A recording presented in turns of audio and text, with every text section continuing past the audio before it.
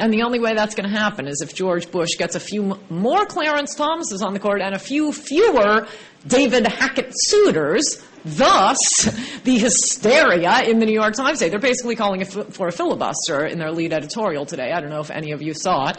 And you have pretty much a party line vote among the Democrats against Alito.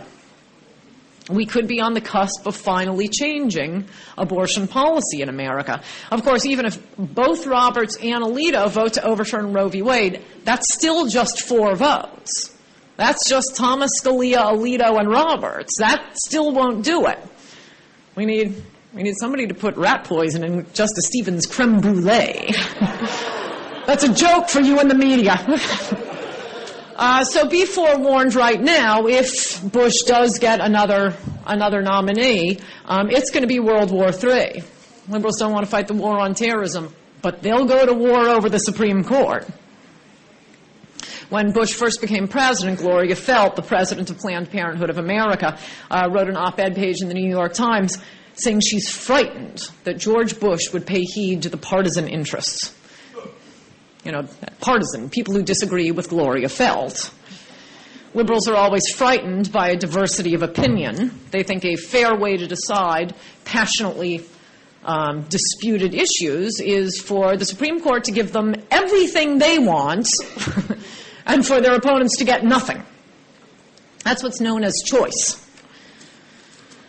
I don't know why Democrats are so terrified of Bush's nominees. On the Supreme Court, 7 of the 9 justices were appointed by Republicans, and you can see how well that's worked out. In part, that's because, as I alluded to, after what Bork and Thomas went through, any Republican is forewarned. Your nominees will be checking with the video stores to see what their rentals are.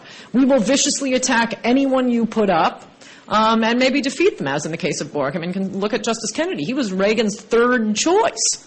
It was Bork. They shot down Bork. Reagan nominated Doug Ginsburg from the D.C. Circuit. They shot down him because he smoked pot in college or something.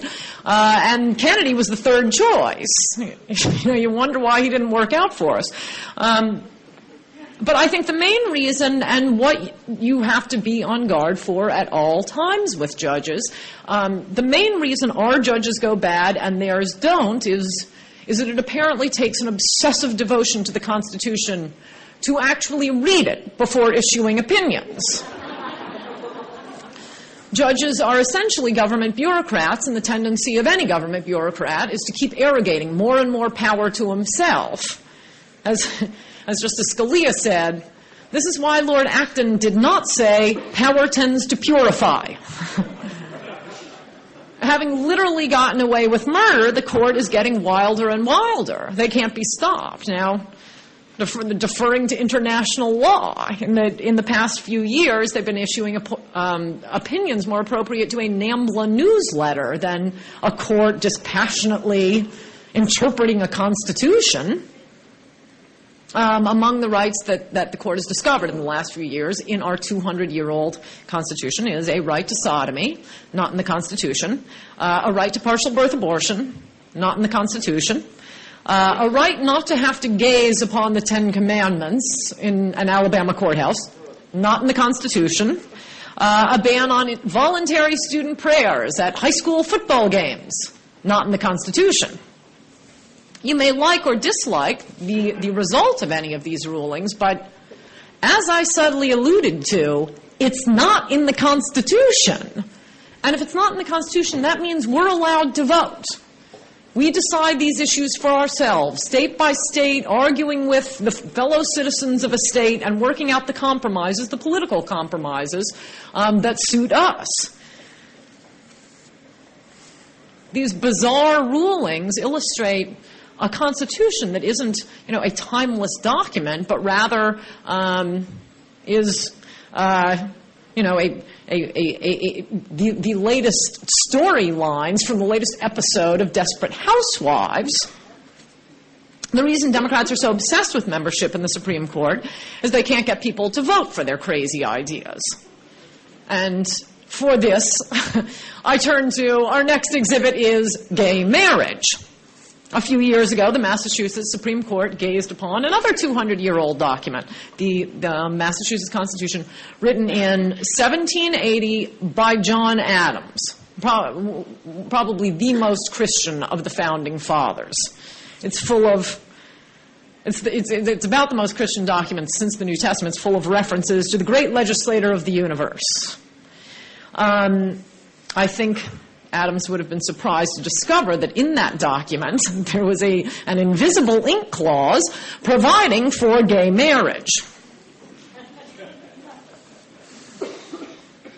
It's easy to get lost in all the minutiae about the duty of all men to worship the supreme being, the creator and preserver of the universe. That's actually in the Massachusetts Constitution. The main lesson, I think, from the court's discovery of a right to gay marriage in this Constitution, written in 1780 by John Adams, if these judges find a right to gay marriage in the Massachusetts Constitution, they are in the wrong job. We need to get them looking for Osama bin Laden. They can find anything. They can find anything. Right to gay marriage in the Massachusetts Constitution. This happened at the outset of a presidential election year, and at first the Democrats reacted to the ruling with glee. In fact, some were so happy they almost looked gay, in the old sense of the word.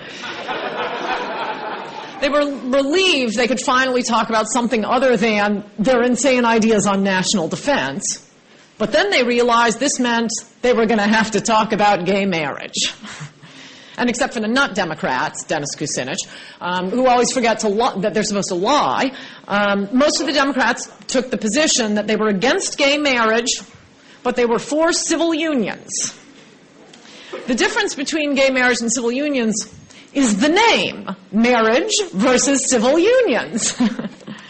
One would be called marriage, the other would be called civil unions. The big argument for civil unions, but not marriage, no sir, was given, was that gays are being denied, basic civil rights here in the American Taliban. This is where gays usually bring up the argument about sham heterosexual marriages, but I see no reason to bring the Clintons into this. The classic formulation for these magical civil unions was given by John Kerry during the Democratic primaries. He said, we're talking about somebody's right to be able to visit a loved one in a hospital, somebody's right to be able to pass on property, somebody's right to live equally under the same laws as other people in the country. You would think that we're straights-only water fountains, the way these people carry on. Like a gay guy would ever drink non-bottled water. And you surely remember the dark days when gays were in shackles. And I don't mean in a shishi downtown club. The Democrats' comparison of gay marriage to genuine civil rights eventually led to the absurd spectacle of John Kerry lecturing a black woman in Mississippi on the meaning of civil rights, basically calling her a bigot for not supporting gay marriage. At a town hall meeting in Mississippi, the woman stood up to reject the comparison of gay civil rights to black civil rights. She made the simple point, I don't care what they say, there's no correlation between gay rights and civil rights in terms of what black Americans have gone through. Kerry responded by saying, we have a constitution which has an equal protection clause, to which he received, great applause. But the woman who asked the question, surprisingly enough, was not satisfied with that answer. She pressed the point, saying, my point is homosexuality is an idea. You never hear a doctor say, Mr. and Mrs. Doe, you have a bouncing baby homosexual. It's an idea. Okay, first of all, I want this woman as my speechwriter.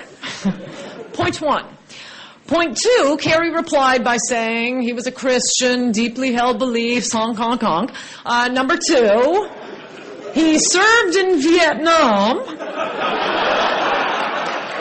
Seriously, what the relevance that might be to this issue, you're wondering? Well, it was relevant because when he served in Vietnam, in case you didn't know, he met gay people. He didn't meet them any other time in the rest of his life.